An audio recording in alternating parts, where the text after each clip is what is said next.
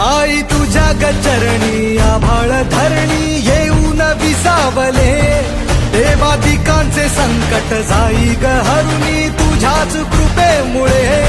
नाद झंकार तू सारा संसार तू, नाद झंकार तू सारा संसार तू, तुझ्या पायाशी आम्हा राहू दे आई जगदंबे.